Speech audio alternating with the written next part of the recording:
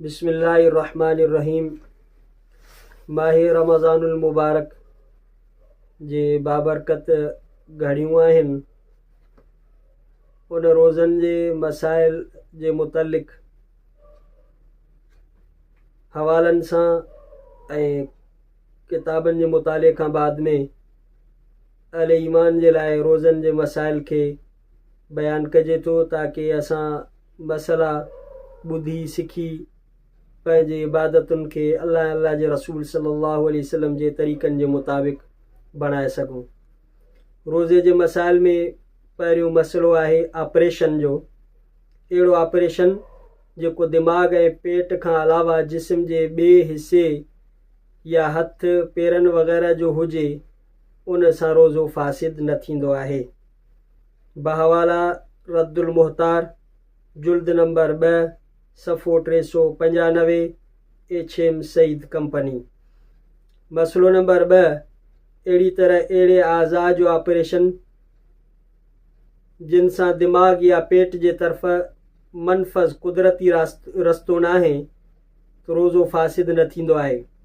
छो जो रोज़ो कंहिं अहिड़ी शइ सां फ़ासिद थींदो आहे जेको बदन खे दुरुस्त करण जे लाइ कुदरती रस्ते खां दाख़िल कयो वञे या दिमाग़ ऐं पेट जे ताईं पहुची वञे या पहुचण जो इम्कान ग़ालिब हुजे। इन जो हवालो आहे शामी जुल्द नंबर 2 सफ़ो 402 HM सईद कंपनी। मसइलो नंबर 3, मसनूई आज़ा लॻाइण सां रोज़ो फ़ासिद न थींदो आहे। छो जो मसनूई आज़ा पंहिंजी जॻह ते लॻल हूंदा आहिनि। हा, जेकॾहिं ऑपरेशन सां कोई दवा विधी थी वञे जेका दिमाग़ या पेट ताईं पहुची थी वञे, तो रोज़ो फ़ासिद थी वेंदो ऐं क़ज़ा लाज़िम थींदी, कफ़ारो लाज़िम न थींदो। इन मसइले जो हवालो आहे शामी जुल्द नंबर 2 सफ़ो 402। मसइलो नंबर 4, जेकॾहिं पेट या दिमाग़ जो ऑपरेशन हिन तरह कयो वियो आहे जो कुझु कटे करे कढियो वियो आहे या का नई शइ दाख़िल न कई वई आहे, तो रोज़ो फ़ासिद न थींदो। ऐं इन जो हवालो आहे रद्दुल मुहतार जुल्द नंबर 2 सफ़ो 414 HM सईद कंपनी। मसइलो नंबर 5, जेकॾहिं ऑपरेशन करे दिमाग़ या पेट जे अंदरि का दवा लॻाई वई आहे या मसनूई उज़ो लॻायो वियो आहे, तो रोज़ो फ़ासिद थी वेंदो आहे।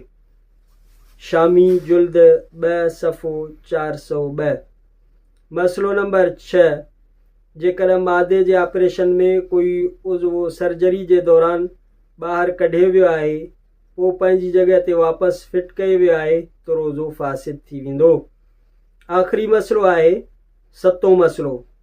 अहिड़ी तरह जेकॾहिं पेट जो कोई उज़वो ॿाहिरि आंदो वियो, पोइ ॿीहर उनखे पेट जे अंदरि फिट कयो वियो, तो रोज़ो फ़ासिद थी वेंदो। ऐं इन मसइले जो हवालो शामी जुल्द नंबर 2 सफ़ो नंबर 397। इहे रोज़े जा 7 मसाइल हुया। अल्लाह ताला असांखे दीन मतीन सां सम्झण ऐं सिखण जी तौफ़ीक़ अता फ़रमाए।